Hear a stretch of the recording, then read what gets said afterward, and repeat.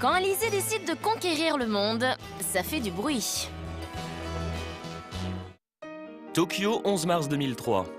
Nous sommes à l'autre bout du monde et pourtant c'est un visage bien connu des Français qui apparaît sur tous les écrans de la capitale japonaise. Notre Lolita nationale a en effet été choisie par les Nippons pour représenter une marque de petits gâteaux. Il y a 2 semaines, les caméras de Fanda étaient présentes sur le tournage de cette publicité, une grande première dans la carrière d'Alizé. C'est les Japonais qui nous ont demandé et donc je pense que ça va m'amuser de faire ça et ça sera une autre expérience.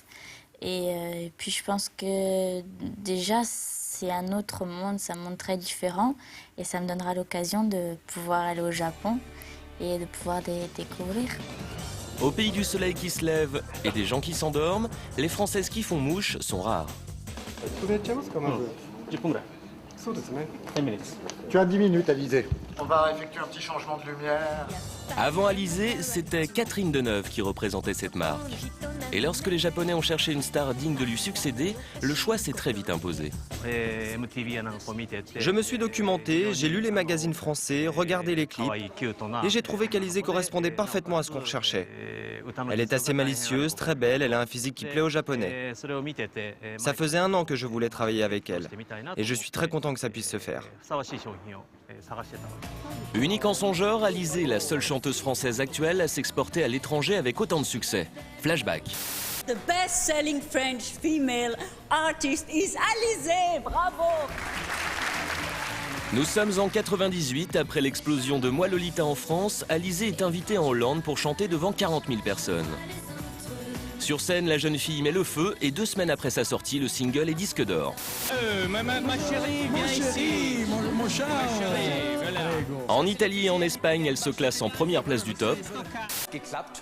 En Allemagne, elle atteint le chiffre exceptionnel de plus de 500 000 disques vendus, du jamais vu pour une chanteuse française.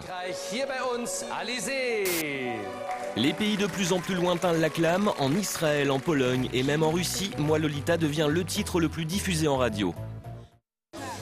Pour l'amour d'Alizé, les présentateurs télé se mettent même aux Français. Attention, ça vaut son pesant de peanuts.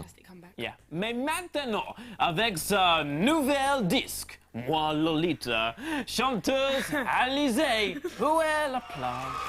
Et bonjour, magnifique mademoiselle Alizé! Et allez, nous allons avec la baguette.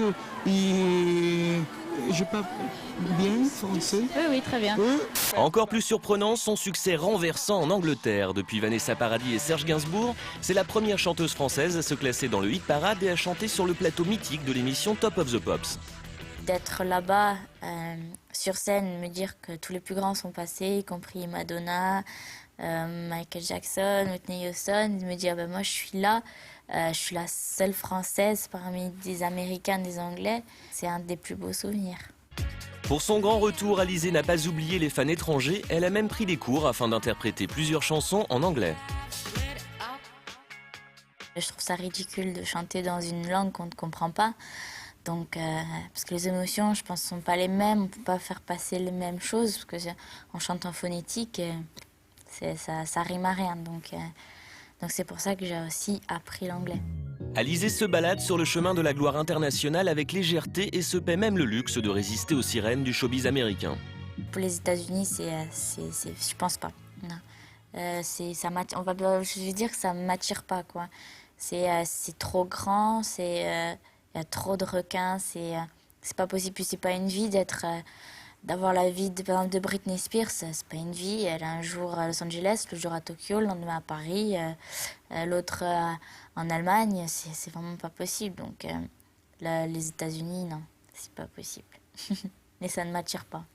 Bref, la vie rêvée d'Alizé, c'est celle qu'elle vit maintenant. Heureuse, oui, très heureuse. Très heureuse. Je fais ce que j'aime. J'ai jamais manqué de rien, je ne manque de rien, je suis en bonne santé, je touche du bois, je suis en bonne santé, je fais ce que j'aime, je suis avec les gens que j'aime, et puis voilà, et j'espère que ça continuera comme ça.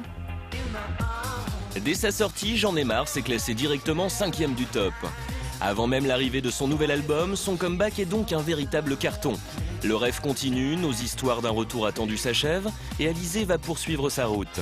La chanteuse est une jeune femme humble et très appréciable qui semble vraiment mériter tout le succès qu'elle a. Et pour ne pas finir cette saga sur un jeu de mots facile, on lui souhaite bon vent.